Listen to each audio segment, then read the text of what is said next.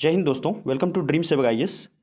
आज के क्लास में हम लोग 2019 में पूछे गए जीके के 40 प्रश्नों को हम लोग देखेंगे और इसी तरह का क्वेश्चन जो है आपके इस साल पूछे जाने वाले एग्जामिनेशन में आने वाले हैं। तो क्लास को मिस नहीं करना है, पूरी क्लास को, पूरी वीडियो को आपको अंत तक बस देखना है।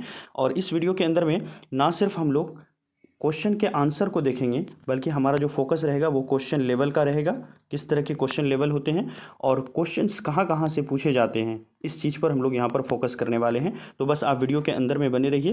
लास्ट के 2-3 मिनट्स में मैं कंक्लूजन बताऊंगा कि किस तरह से क्वेश्चन जो है किस किस एरिया से पूछे जा रहे हैं। ओके, चलिए आइए डिस्कशन की शुरुआत करते हैं।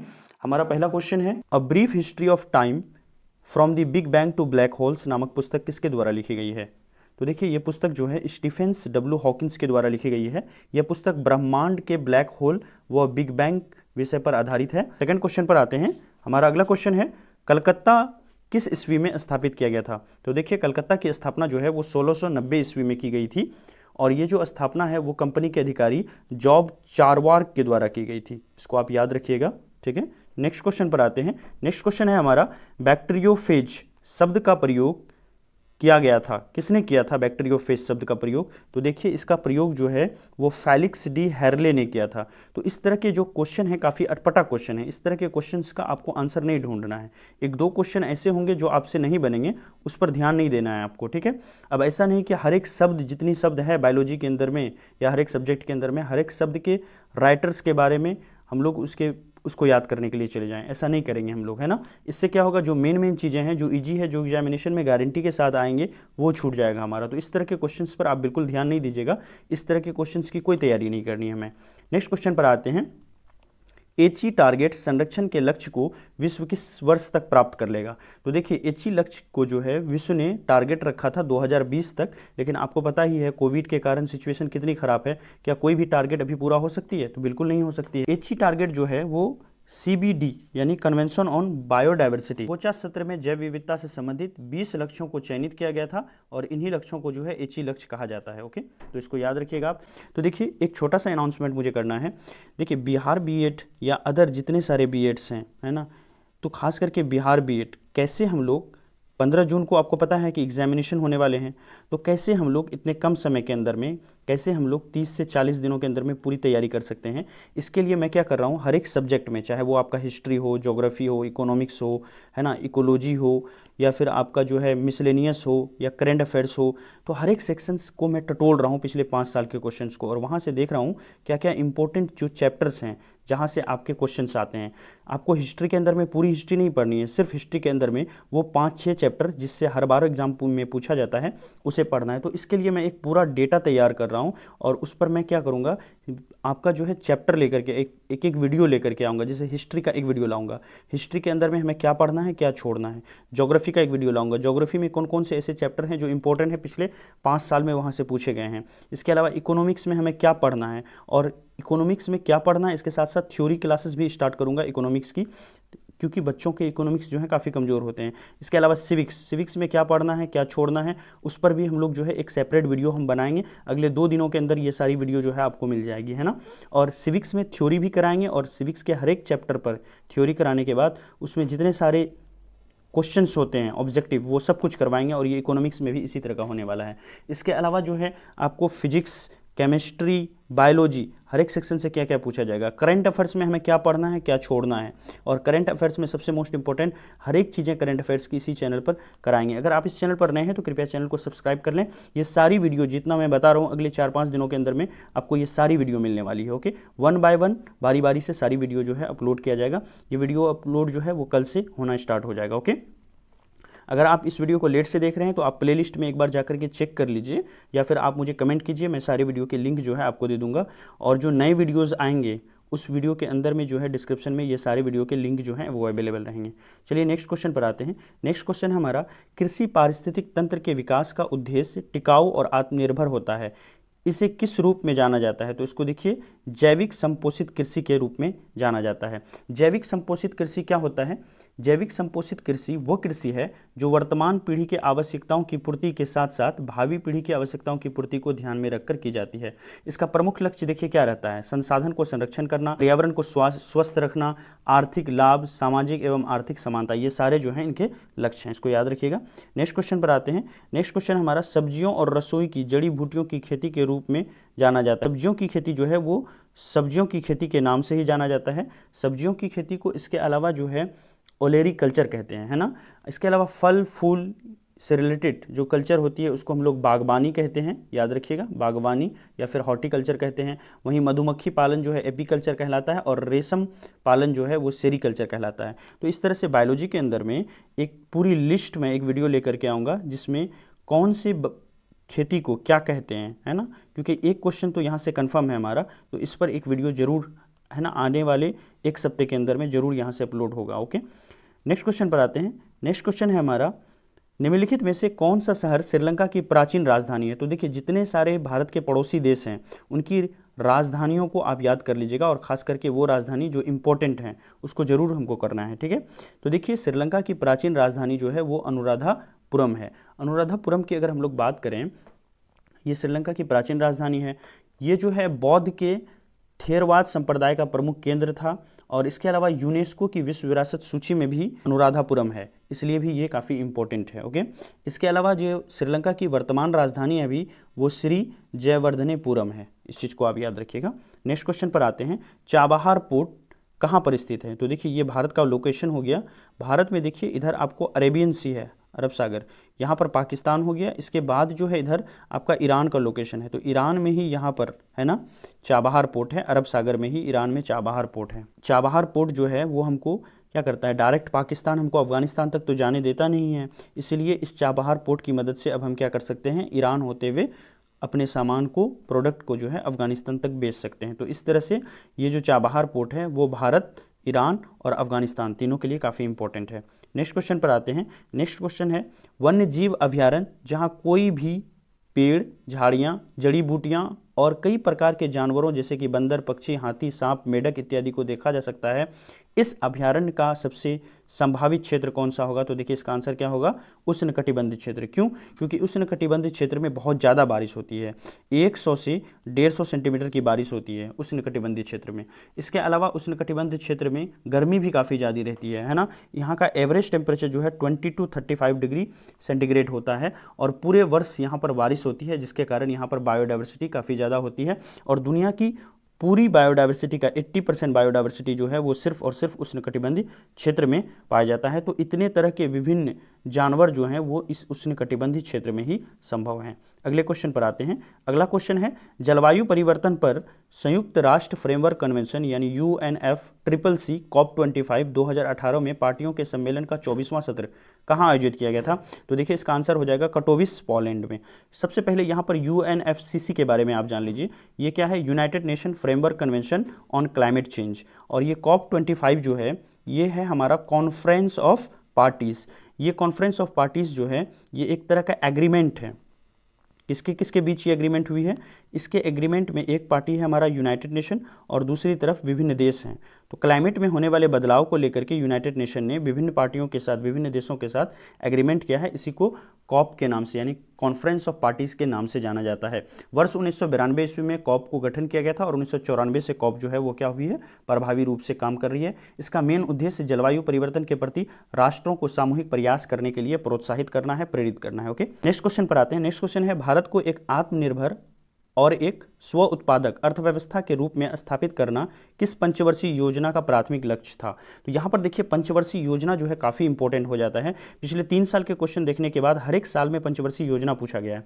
हालांकि पंचवर्षीय योजना जो योजना आयोग बनाती थी उसको अब खत्म कर दिया गया, उसके जगह पर नीति आयोग लाया गया, लेकिन फिर भी पंचवर्षीय योजना से हर एक साल क्वेश्चन पूछे जा रहे हैं। तो एक विशेष वीडियो जो है, स्पेशल वीडियो पंचवर्षीय योजना पर लाया जाएगा, है ना।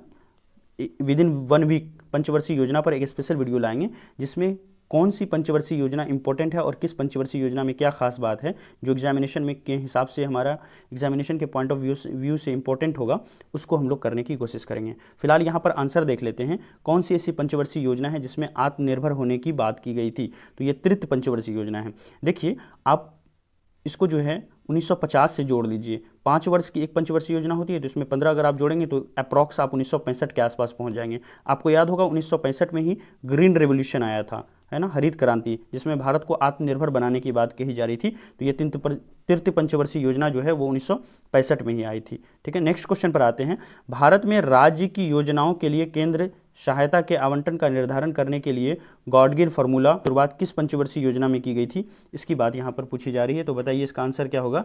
देखिए गॉडगिल फार्मूला का जो है वो चौथी पंचवर्षीय योजना में की गई थी, 1969 से 74 के दरमियान की गई थी। इस योजना का मेन उद्देश्य क्या था, स्थिरता के साथ आर्थिक विकास करना तथा गरीबी हटाओ का जो कार्यक्रम है वो इसी पंचवर्षीय योजना में की गई थी। और इसी पंचवर्षीय योजना के दौरान 1969 में 14 बैंकों का राष्ट्रीयकरण किया गया था, है ना, नेशनलाइजेशन ऑफ 14 बैंक्स, इसको याद रखिएगा। नेक्स्ट क्वेश्चन पर आते हैं। नेक्स्ट क्वेश्चन है हमारा, भारतीय संविधान का कौन सा अनुच्छेद केंद्र और राज्यों के बीच शक्तियों का विभाजन करता है। तो ये देखिए ये क्वेश्चन थोड़ा सा विवादित है, लेकिन अगर हम सारे ऑप्शंस को एलिमिनेट कर दें, क्योंकि पहला ऑप्शन जो यहाँ पर है वो हमारा अनुच्छेद 1 जो है वो इंडिया को डिफाइन करता है, इंडिया जो यूनियन ऑफ स्टेट। आर्टिकल 21 अगर देखेंगे राइट टू लाइफ से रिलेटेड है, आर्टिकल 21, है ना। आर्टिकल 14 देखेंगे तो ये समानता के अधिकार से रिलेटेड है। तो यहाँ पर केंद्र और राज्य के लिए बस एक आर्टिकल बच जाती है, अनुच्छेद 51। हालांकि केंद्र और राज्य के बीच जो संबंध है वो हमारा कॉन्स्टिट्यूशन के 7th शेड्यूल में दिया हुआ है। 7th शेड्यूल में 3 लिस्ट है ना, 3 लिस्ट हैं। एक है हमारा सेंट्रल लिस्ट, दूसरा है स्टेट लिस्ट और तीसरा है कंकरेंट लिस्ट। ये तीनों लिस्ट के बारे में जो है वो हमारा 7th schedule of the constitution में दिया हुआ है। ठीक है, तो यहाँ पर हमारा सही आंसर हो जाएगा अनुच्छेद 51। अब आते हैं नेक्स्ट क्वेश्चन में। नेक्स्ट क्वेश्चन है हमारा, वेल्स की राजधानी निम्नलिखित में से कौन सी है। तो देखिए जो इम्पोर्टेंट कंट्री हैं, है ना, उसके जो इम्पोर्टेंट शहर हैं वहाँ से आपको पूछा जा सकता है क्या क्या हमें करना है। एक तो ये करना है कि इंडिया के जितने सारे स्टेट्स हैं, है ना, उसका आपको राजधानी याद कर लेना है। ठीक है, इसके अलावा जो है डिफरेंट जो इम्पोर्टेंट स्टेट्स हैं या फिर भारत के नेबरिंग स्टेट हैं उसकी राजधानी आपको याद होनी चाहिए, है ना।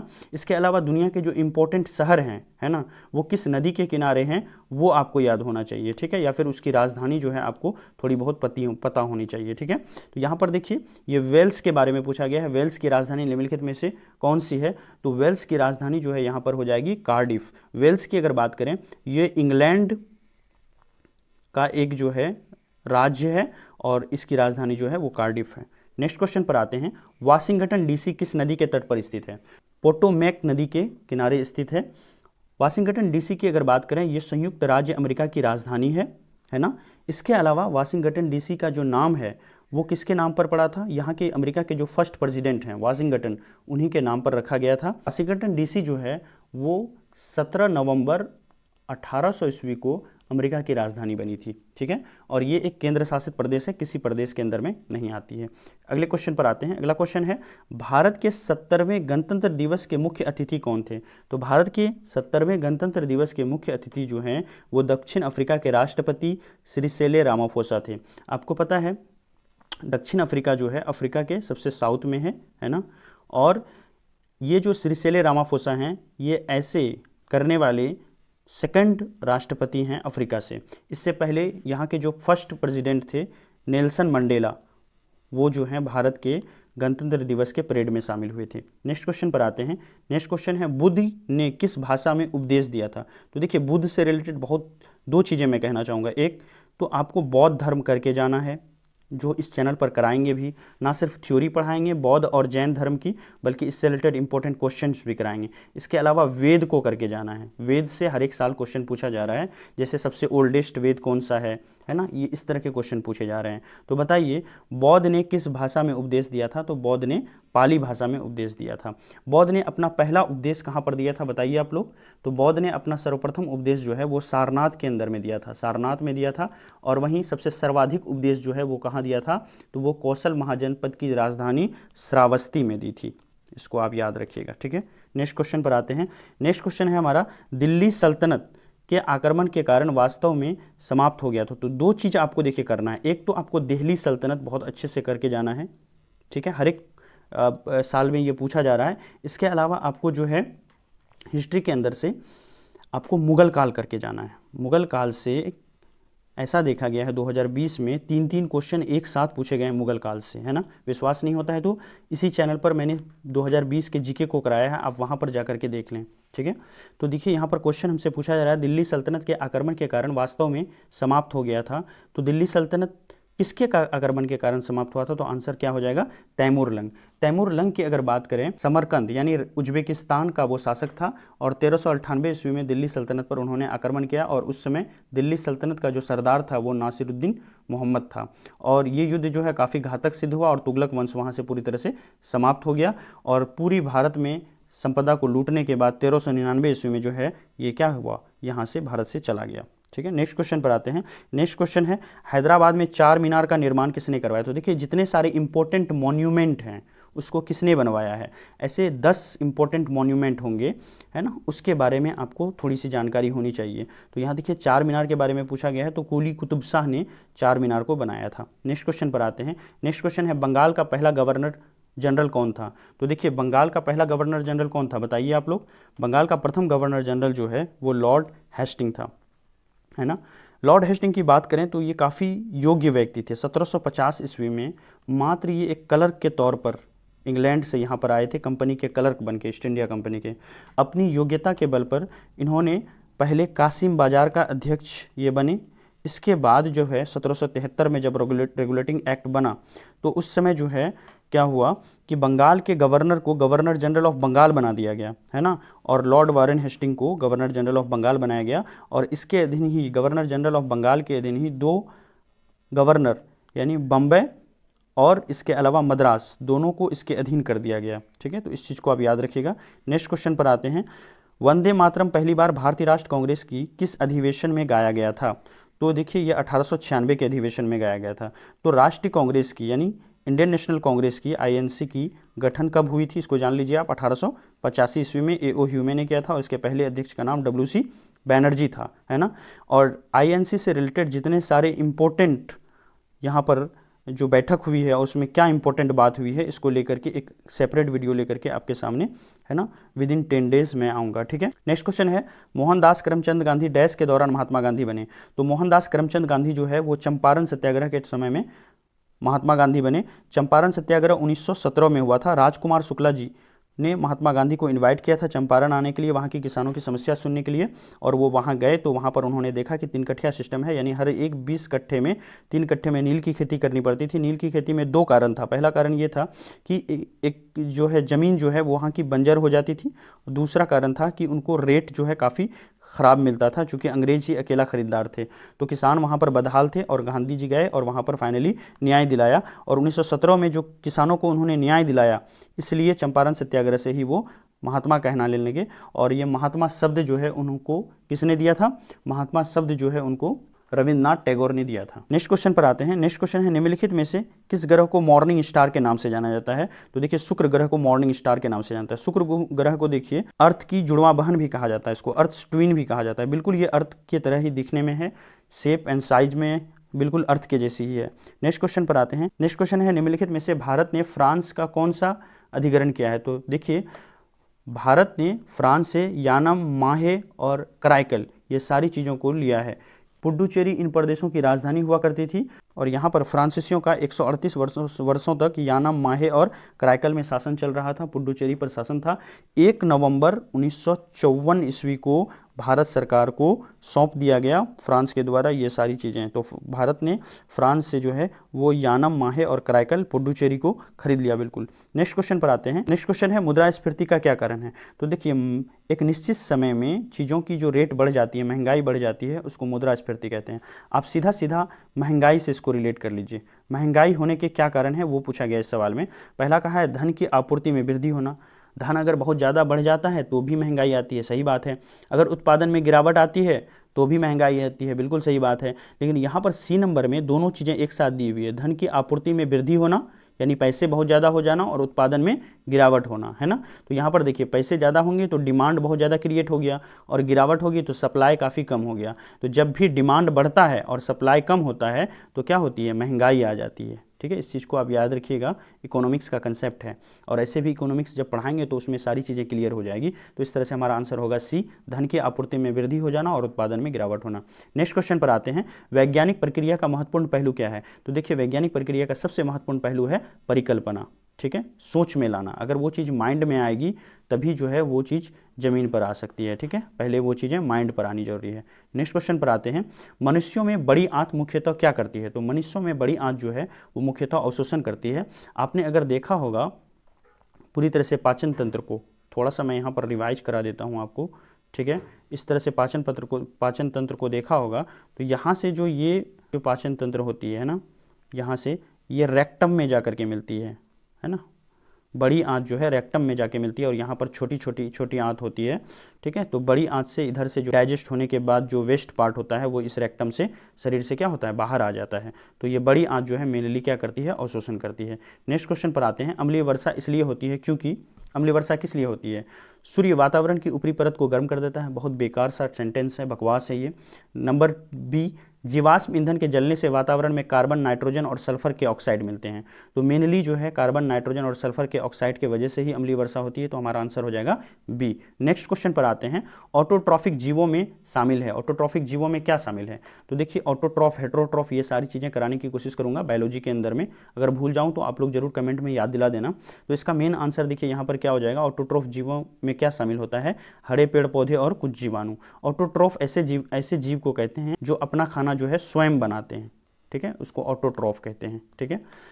नेक्स्ट क्वेश्चन पर आते हैं। नेक्स्ट क्वेश्चन है, पानी में अल्कोहल की घुलनशीलता के क्या कारण हैं?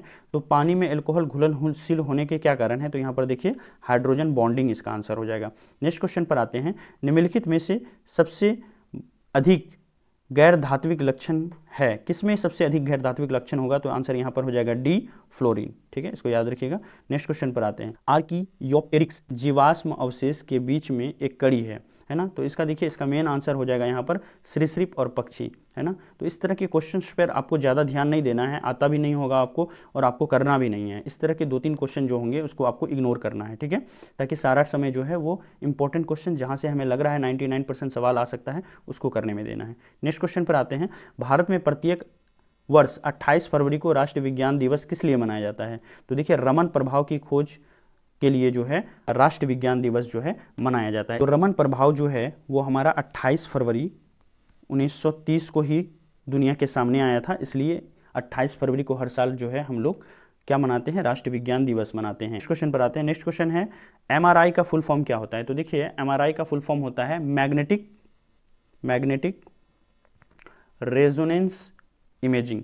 ये एक तरह का आधुनिक इमेजिंग सिस्टम है। रेडियो तरंगें तथा कंप्यूटर की सहायता से शरीर के अंदर की इमेजिंग ली जाती है ताकि शरीर के अंदर के कुछ पार्ट्स अगर खराब हैं या उसमें कोई बीमारी है तो उसको डिटेक्ट किया जा सके। नेक्स्ट क्वेश्चन पर आते हैं, गन मेटल में शामिल होता है। तो गन मेटल में क्या शामिल होता है? कॉपर 90% और ये जो SN3 दिया हुआ है इसमें 2 चीज़ें हैं, एक तो SN है, SN 8% होता है, इसके अलावा जिंक जो है वो 2% होता है, याद रखिएगा आप लोग। नेक्स्ट क्वेश्चन पर आते हैं। नेक्स्ट क्वेश्चन है 91, निम्नलिखित में से कौन सा भौतिक परिवर्तन नहीं है?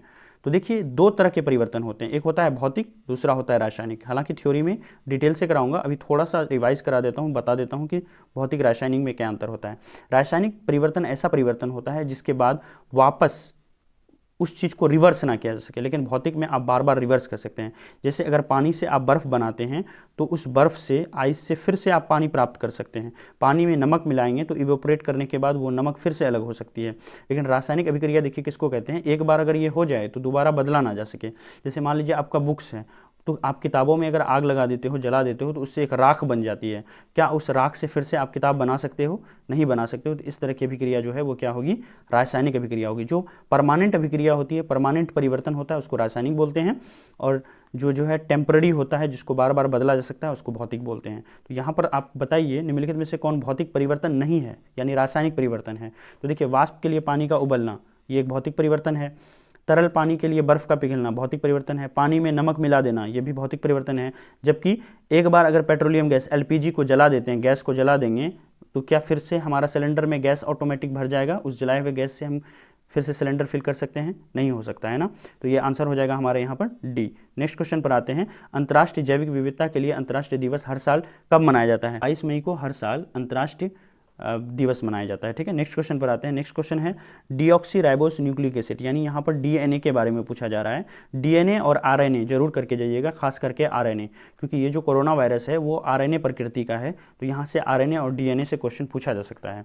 तो यहाँ पर देखिए डीएनए जो है उसमें क्या शामिल नहीं रहता है, इसका आंसर बताइए आप। तो देखिए डीएनए में जो है यूरेसिल शामिल नहीं होता है।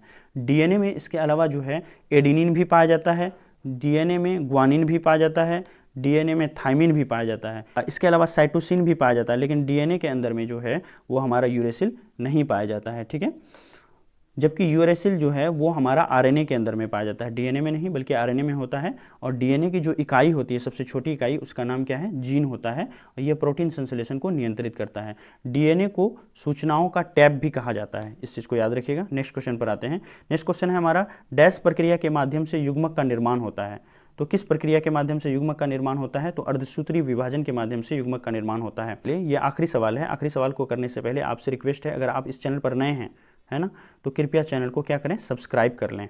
ठीक है, और बेल आइकन में जो ऑल का ऑप्शन है उसको दबा दें, ताकि इंपॉर्टेंट नेक्स्ट वीडियो जो है वो आप तक पहुंच जाए, मिस ना हो। इसके अलावा जितने भी सारे आपके फ्रेंड हैं जो भी किसी ना किसी गवर्नमेंट एग्जाम की तैयारी कर रहे हैं, उसको आप ये चैनल शेयर करें और उनसे सब्सक्राइब करने के लिए बोलें। अगर आपको खुद ये वीडियो कहीं से भी हेल्पफुल लगा हो कि हमारी मेहनत जो है आपके काम आई है, तो आप वीडियो को लाइक करें और कमेंट में ज़रूर बताएं। कमेंट करने से क्या होता है, हौसला बढ़ती है, एक कॉन्फिडेंस आता है, हमें एक तरह की एनर्जी मिलती है जो आपके द्वारा मुझे दी जाती है। ठीक है, नेक्स्ट क्वेश्चन पर आते हैं। लास्ट क्वेश्चन है, निम्नलिखित में से कौन सा पानी में घुलनशील है। तो पानी में क्या घुलनशील है, पानी में हमारा विटामिन बी और विटामिन सी, ये दोनों घुलनशील है। देखिए विटामिन को बहुत डिटेल से हम लोग पढ़ेंगे। इसके अलावा विटामिन से रिलेटेड एक वीडियो पहले से ही चैनल पर अपलोड है।